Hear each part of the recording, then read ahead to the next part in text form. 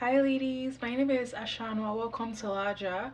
This is a space, a community where I teach women how to transition from chaos to calm wealth through feminine rooted identity principles, expensive energy, and self maintenance.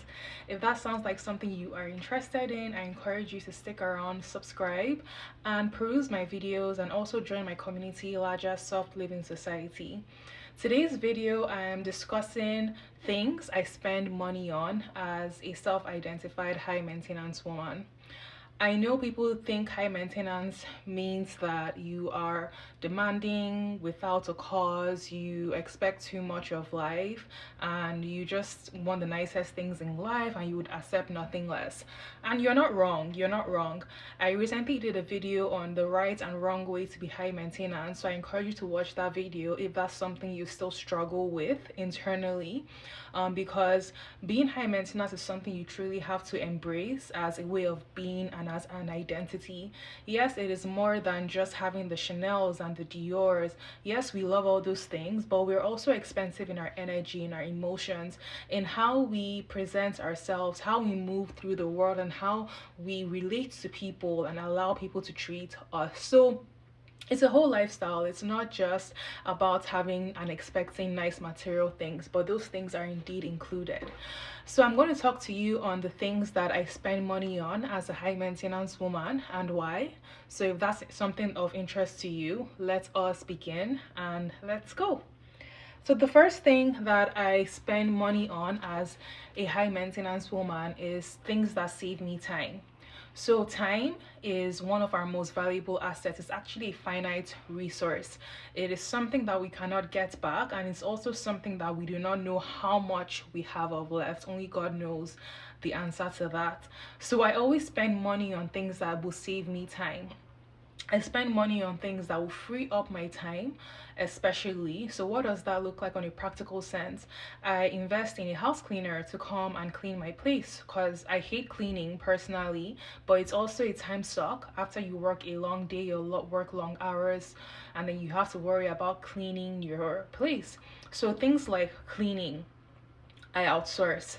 And I also outsource things like grocery delivery. So I have my groceries delivered to my home every week. So I don't have to do run errands to get groceries. This wasn't always the case for me. I was someone before we had grocery delivery services, I would always get groceries by myself. I actually quite enjoyed grocery shopping at one point, but now I'm really maximizing for my time and activities that really move the needle for me. And I found that outsourcing my grocery delivery is something that is super helpful to me. Another thing I outsource as well are some of my beauty maintenance treatments.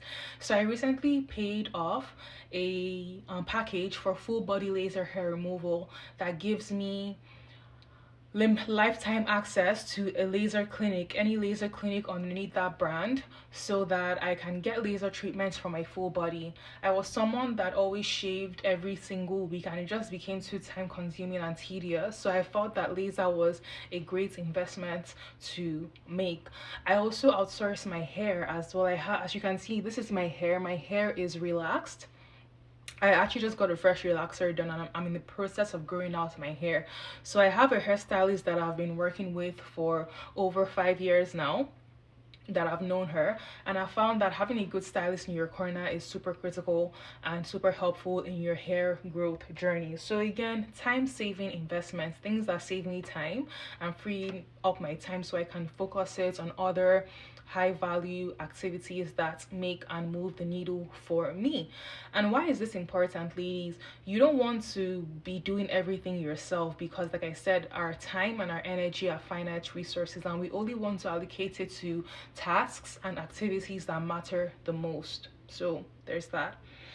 So the second thing I invest money in as a high maintenance woman is my health. I have had health struggles personally, and I know the importance of having health. You've probably heard the saying that health is wealth, and when you have health, you have everything. And when you don't have health, you really don't have anything. Well, money is actually one of the lowest forms of wealth. I think people say there are about five types of wealth.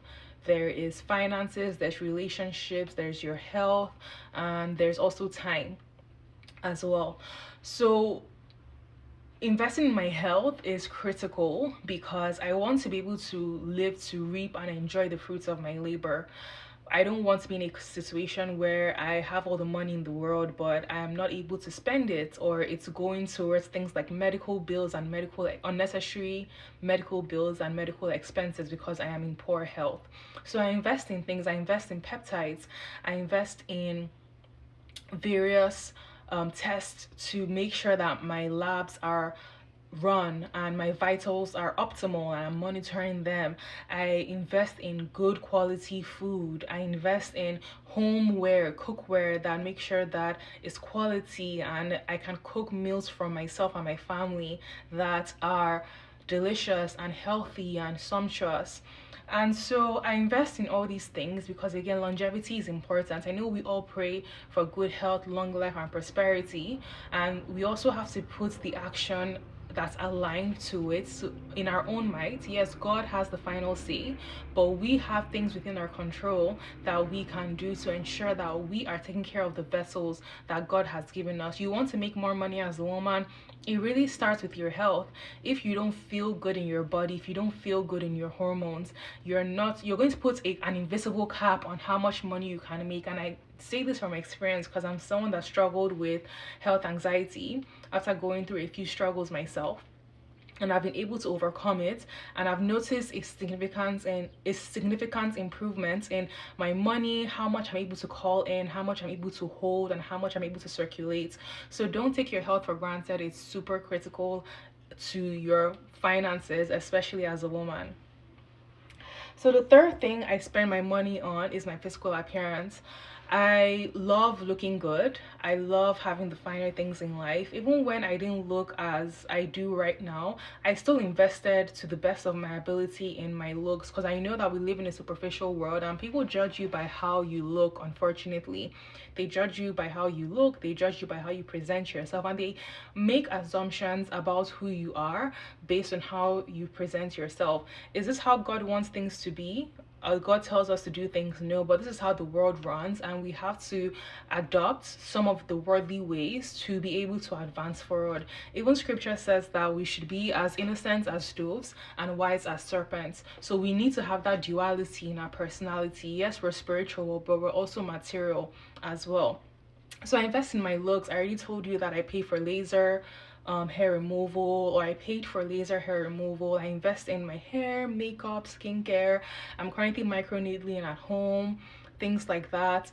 Just I love looking good because I find that whenever I look my best, I feel really good, and it just helps me vibrate much higher and I feel more motivated personally. So I wear makeup to work, I wear makeup online, I wear makeup on the weekends because I genuinely love the process of beautifying myself.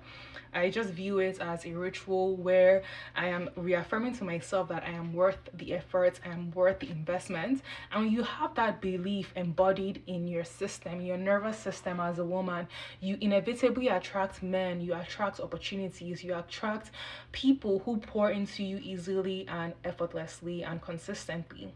So there's that. I invest in my looks. And then the next thing, the fourth thing I invest in as a high maintenance woman is my personal development. I invest in coaching, I invest in therapy, I invest in counsel courses that help bridge the gaps, knowledge gaps that I may have. And this is critical because I like to be in environments with people who are doing better than I am. Because again, just by the law of association, the people you surround yourself with, you eventually become like them. And that happens for better, for worse. So I always like to surround myself with women who are further along the lines than I am and I can learn from, so that I can also fast track my routes to success. So I do not skimp on personal development. This I leaned more towards my later 20s when I first started paying for personal development and for wise counsel, and I haven't regretted it at all.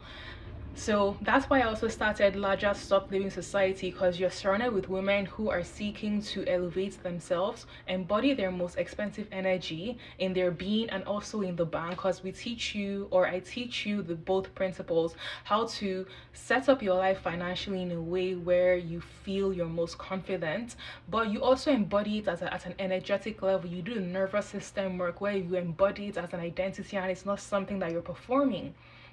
So we do the superficial, but we also do the deep inner work in my community. So I really encourage you to join it if you haven't already. There's a 7-day complimentary trial that you can peruse, ask me questions. We could hop on a quick 15-minute call and we could just talk through what your challenges are and how my community can help bridge those gaps. And then personal improvement is one of the things that I invest in. And then the last thing I invest in as a high maintenance woman is my home. I love my home. I'm such a huge homebody. I truly believe that abundance begins in the home. And if more women, especially, invested in their household, the world would be a better place. We live in a society where a lot of people come from broken homes and broken families, and we can see the detrimental effects that that has on kids and their upbringing and their psyche and their psychology and their ability to go out and do things in the world. So I'm pro family. I'm super big on family, I'm super big on community, which is why I started my own community and I encourage you to join. But I invest in my home. My home is my safe haven.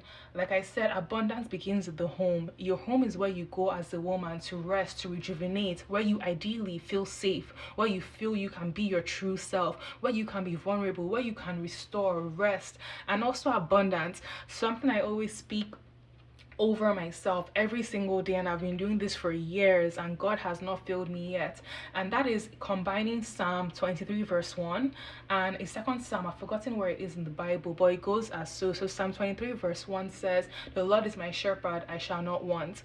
And the second verse I also speak over myself is, I think it's Psalm 119, I don't remember, but it says, wealth and riches are in his home and his righteousness endures forever. That's speaking about generational wealth, baby. Wealth and riches are in my home, period. So I'm really big on family and home. I love decorating my home. This is my bedroom, as you can see. I have it very well curated, but I truly believe that when your home is a hub of abundance, ladies, it's clean, it's well decorated, it's peaceful, it smells good, it feels good. All those things eventually rub off on you as a woman. As they say, home is where the heart is, and charity truly begins at home. So I really want to encourage you to invest in your home today, because it's an extension of your identity and an extension of your wealth too. So those are the 5 things that I invest in as a high maintenance woman. I'm trying to think what else I invest in that I may have missed, but I'm sure there's more. But tell me, what do you invest in as a high maintenance woman that embodies expensive energy as a way of being? Let me know down in the comment section, and join my community, LAJA Soft Living Society, linked down below, where women are learning to embody this and learn this on an identity level. So we're not performing, we are not acting, we're coming from a place of true authenticity where this just oozes effortlessly out of our pores. I'll see you on the other side, and thank you for watching. Take care.